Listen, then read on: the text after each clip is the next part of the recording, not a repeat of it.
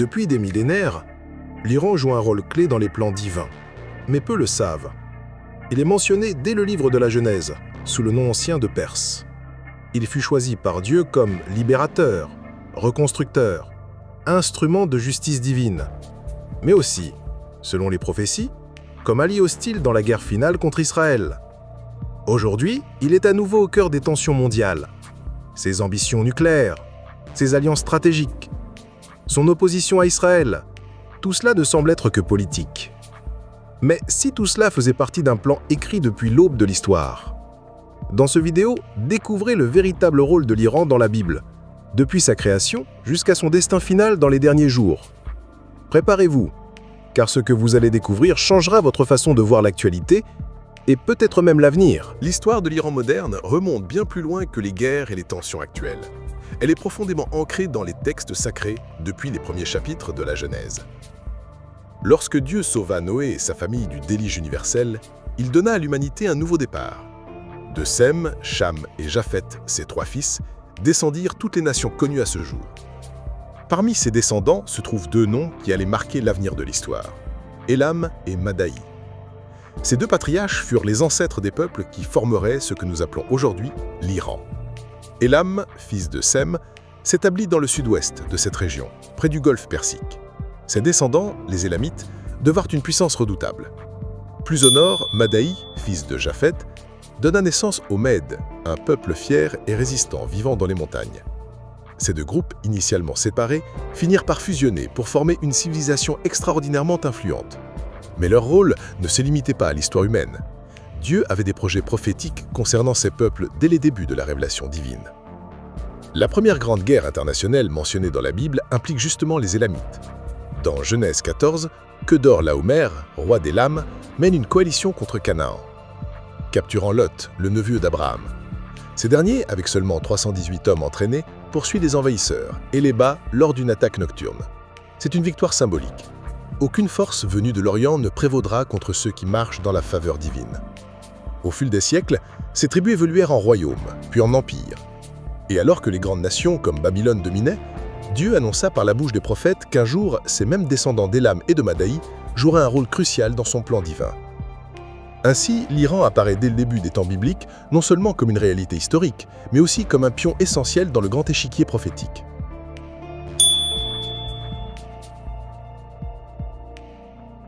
L'histoire de la Perse ne se limite pas à sa naissance géographique ou ethnique. Elle est inscrite dans le grand dessein prophétique de Dieu, bien avant que ce peuple ne devienne une superpuissance mondiale. Les prophètes Ésaïe et Jérémie annoncèrent des siècles à l'avance le rôle crucial que jouerait la Perse dans l'accomplissement des plans divins concernant Israël. Ésaïe fut l'un des premiers prophètes à mentionner un roi perse encore non né. Dans son livre, il déclare clairement « Ainsi dit l'Éternel à son oint, à Cyrus, que je tiens par la main droite, pour abattre les nations devant lui. Ainsi déclare, j'étais bien avant, que je te formasse. » Ésaïe 45, 1. Ces paroles furent prononcées vers le 8e siècle avant Jésus-Christ, alors que Cyrus n'était pas encore né.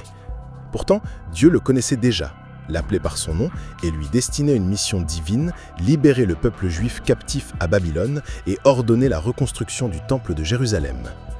Cette prophétie semble incroyable, mais elle s'accomplit avec une précision étonnante. Cyrus le Grand, roi perse, conquit Babylone sans rencontrer de résistance significative. Il autorisa ensuite les Juifs à retourner dans leur terre promise, finança la reconstruction du temple et fit publier un édit royal qui marqua un tournant dans l'histoire du peuple hébreu. En agissant ainsi, Cyrus remplaça la destruction babylonienne par la restauration divine. Mais avant même cette libération, Dieu avait promis à travers Jérémie que la captivité à Babylone ne durerait pas éternellement. Il déclara « Car ainsi dit l'Éternel, lorsque Babylone aura accompli 70 ans, je viendrai vers vous. » Jérémie 29:10. Ce délai fut respecté avec exactitude historique. Et c'est précisément grâce à la montée de la Perse que ce plan put se réaliser. Le rôle de la Perse ne se limitait pas à la simple chute de Babylone. Elle devait aussi être un instrument de paix et de reconstruction. Le prophète Ésaïe ajouta que Cyrus serait utilisé pour relever ce qui était tombé. Il rebâtira ma ville et il relâchera mes captifs. Et cela advint. Sous l'autorité de Ciro, Zorobabel, descendant de David, et Josué, le grand prêtre, purent revenir à Jérusalem pour poser les fondations du second temple. Ainsi, la Perse fut choisie par Dieu pour restaurer ce que l'exil avait détruit. Elle n'était pas un peuple élu comme Israël, mais elle fut utilisée comme outil sacré pour permettre au plan divin de continuer. Ce contraste entre un roi païen et une mission 5 montre que Dieu peut utiliser qui il veut, quand il veut, pour accomplir ses desseins.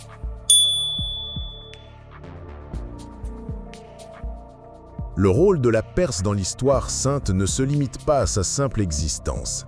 Elle est choisie par Dieu comme instrument clé pour accomplir des étapes déterminantes dans le plan divin. L'un des moments les plus marquants est certainement l'émergence de Cyrus le Grand, prophétisé plus de 150 ans avant sa naissance. Dans le livre d'Isaïe, nous trouvons une déclaration extraordinaire. « Ainsi dit l'Éternel à son oint, à Cyrus » Isaïe 45, verset 1. Ces mots furent prononcés bien avant que Cyrus naisse, alors que Babylone dominait encore le monde connu.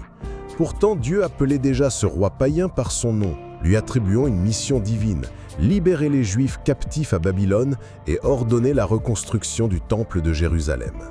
Cette prophétie semble incroyable, mais elle s'accomplit avec une précision historique frappante.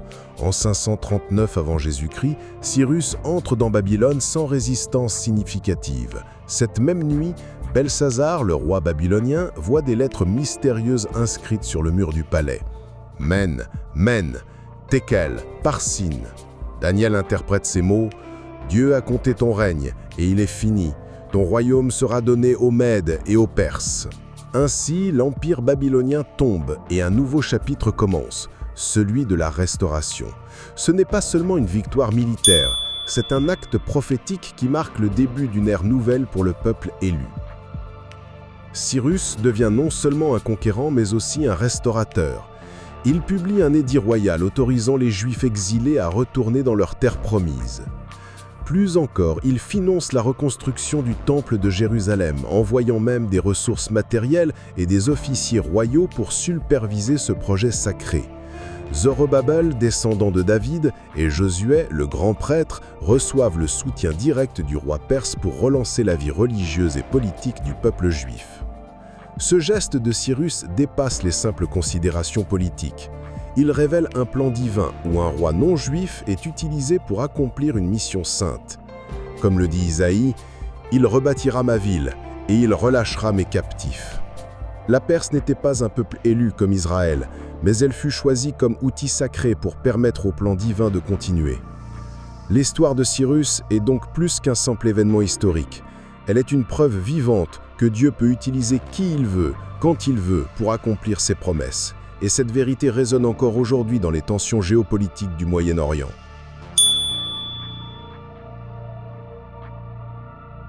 Parmi les récits les plus dramatiques de la Bible, l'histoire d'Esther brille comme un exemple puissant de la main cachée de Dieu dans les affaires humaines.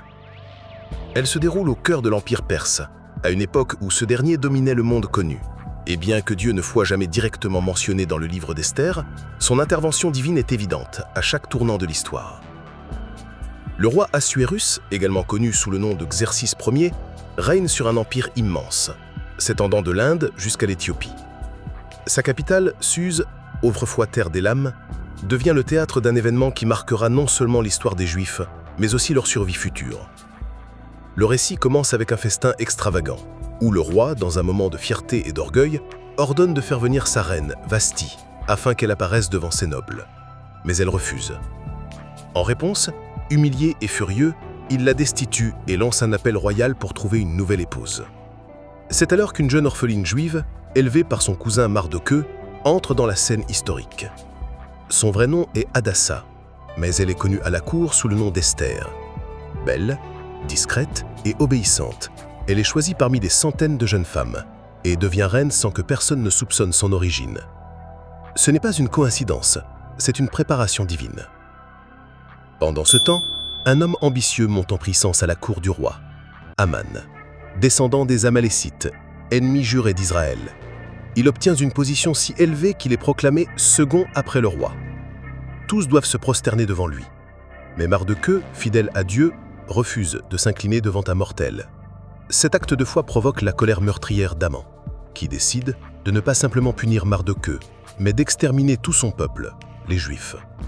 Il convainc le roi de signer un édit impitoyable. Dans moins d'1 an, tous les Juifs de l'Empire seront massacrés. Lorsqu'Esther apprend cela, elle est bouleversée. Pour sauver son peuple, elle doit agir, mais elle sait que pénétrer dans la chambre du roi sans y être convoquée peut lui coûter la vie. Cependant, elle comprend que ce moment est sa raison d'être.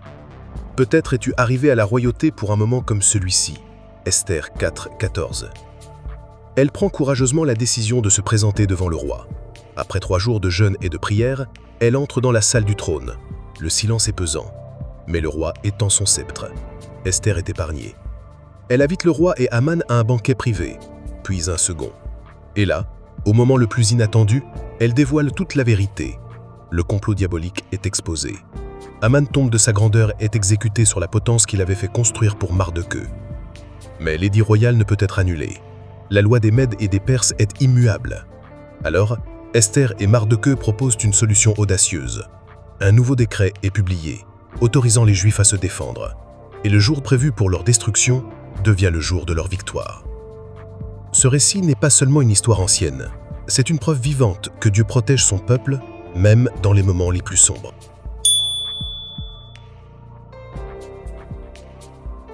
L'histoire de la Perse ne se limite pas à son rôle dans l'Ancien Testament. Elle continue bien après la chute de Babylone et l'époque des rois perses. Des siècles plus tard, elle refait surface dans un événement extraordinaire, la venue de Jésus-Christ. Dans l'Évangile selon Matthieu, nous lisons une scène qui a marqué l'histoire mondiale. Des mages venus de l'Orient arrivèrent à Jérusalem, disant « Où est le roi des Juifs qui vient de naître ? Car nous avons vu son étoile à l'Orient et nous sommes venus l'adorer. » Matthieu 2, 1-2. Mais qui étaient vraiment ces mages? Et pourquoi venaient-ils de si loin pour adorer un enfant juif? Le mot grec utilisé ici est magoi, d'où dérive notre terme mage. Ce n'étaient pas simplement des astronomes ou des astrologues ordinaires, c'étaient des sages, des conseillers royaux, des hommes instruits et respectés. Ils provenaient probablement de la région de l'ancien empire médio-perse, autrement dit, de ce que nous appelons aujourd'hui l'Iran. Ces mages avaient étudié les textes sacrés pendant des générations. Il est très probable qu'ils aient eu accès aux prophéties laissées par Daniel, qui avait servi à la cour babylonienne et perse plusieurs siècles auparavant. Daniel avait non seulement interprété des rêves pour les rois, mais il avait aussi prophétisé avec précision mathématique le moment exact de la venue du Messie. Daniel 9. Quand ils virent une étoile inattendue dans le ciel, une lumière céleste inexplicable par les normes astronomiques de l'époque, ils comprirent que quelque chose de monumental était arrivé. Le temps annoncé par les prophètes était là. Le roi promis était né. Ils quittèrent tout, leur maison, leur statut, leur confort, et entreprirent d'un long voyage à travers le désert, guidés uniquement par cette étoile mystérieuse. Leur périple les conduisit jusqu'à Bethléem, où ils trouvèrent un enfant humble, né dans une mangeoire, mais entouré d'une signification divine immense. Ils offrirent 3 dons symboliques: l'or, reconnaissant sa royauté; l'encens, affirmant sa divinité; la myrrhe, anticipant sa mort rédemptrice. Ces dons n'étaient pas choisis au hasard. Chacun portait un message prophétique sur qui était cet enfant: un roi, un dieu et un sauveur destiné à mourir pour racheter l'humanité. Ce qui rend ce moment encore plus profond, c'est que pendant que les chefs religieux de Jérusalem restaient silencieux et que le roi Hérode cherchait à le faire tuer, ce sont des étrangers venus du lointain Orient, des païens, qui furent les premiers à reconnaître la venue du Sauveur du monde. Encore une fois, la Perse jouait un rôle clé dans le plan divin, non pas comme ennemie, mais comme messagère, pas comme destructrice, mais comme première adoratrice.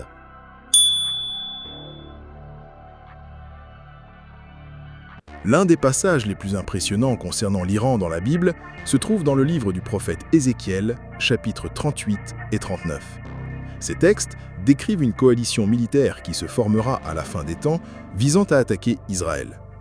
Et au cœur de cette alliance figure Persie, c'est-à-dire l'Iran moderne. Ézéchiel écrit « Et toi, fils de l'homme, tourne ton visage vers Gog, pays de Magog, prince de Méchec et de Tubal, et prophétise contre lui. » Ézéchiel 38, 2. Cette prophétie ne parle pas simplement d'un conflit géopolitique ordinaire, elle décrit un événement apocalyptique, une dernière tentative de nation hostile pour éliminer le peuple élu de Dieu après son retour sur sa terre promise. Mais qui est Gog? Qui est Magog? Bien que ces noms soient mystérieux, de nombreux chercheurs bibliques identifient Gog comme un chef ou une puissance venue du Nord, peut-être liée aux régions actuelles de Russie, Turquie ou Asie centrale. Magog serait le territoire qu'il contrôle. Et ce sont justement ces forces qui mobiliseront une grande coalition internationale, incluant Persie, Cush et Put. Cet alignement prophétique est crucial, car il montre que l'Iran moderne ne disparaîtra pas sans jouer un rôle clé dans les derniers événements avant le retour de Christ. Le retour d'Israël est la réaction mondiale. Avant même que cette guerre ne se produise, Dieu révèle une condition essentielle. Et je vous ai fait revenir du milieu des nations, et je vous ai rassemblé d'un pays ennemi, Ézéchiel 36, verset 24. Ce passage annonce le retour miraculeux du peuple juif en Terre Sainte, après des siècles de dispersion. Et cela s'est réalisé historiquement en 1948, lorsque l'État d'Israël fut restauré, un événement prophétique incontestable. Depuis lors, tensions mondiales autour d'Israël ont augmenté, et alliances politiques et religieuses se forment autour de lui. Ce regain d'intérêt stratégique autour de Jérusalem est une preuve silencieuse que nous approchons probablement de l'accomplissement de cette prophétie. Les alliés de Gog dans la prophétie. La coalition dirigée par Gog comprend plusieurs nations, mais Persie est mentionnée en premier. Tu seras envahi par tout ceci, Gog, avec toutes tes troupes, et beaucoup de peuples avec toi.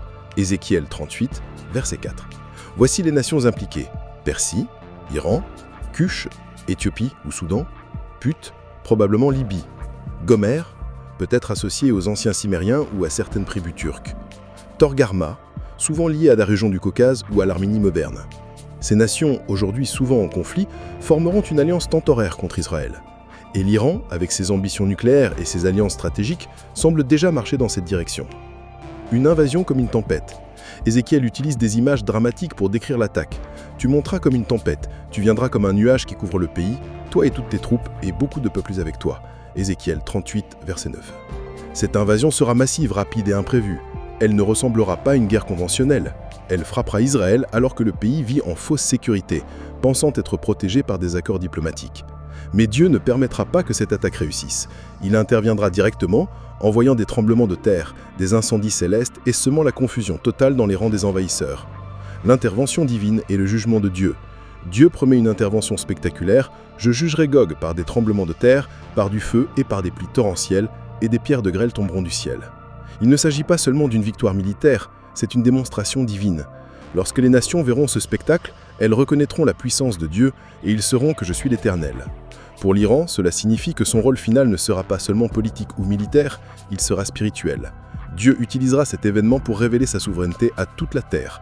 La restauration finale de Persie, malgré cette condamnation divine, la Bible ne laisse jamais la porte complètement ouverte. Le prophète Jérémie avait déjà annoncé « Je briserai l'arc d'Élam, principal instrument de sa force, mais dans les postérieurs jours, je ramènerai les captifs d'Élam, dit l'Éternel. » Même après le jugement, Dieu prévoit une restauration. Peut-être que parmi les survivants de cette guerre, certains Iraniens se tourneront vers Dieu, participant à la grande procession finale où toutes les nations monteront à Jérusalem pour adorer le roi éternel.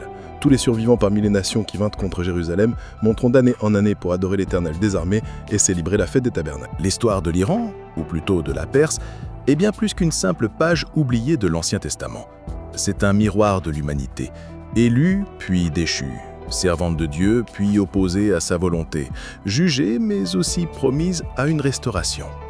Comme l'a dit le prophète Jérémie, « Dans les derniers jours, je ramènerai les captifs d'Élam » Jérémie 49, 36.